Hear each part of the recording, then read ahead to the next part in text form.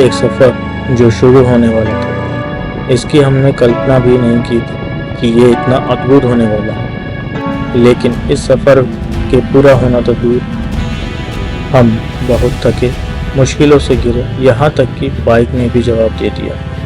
लेकिन अगर सफ़र में एक अच्छा दोस्त हो तो कोई भी मुश्किल आसान हो जाती है।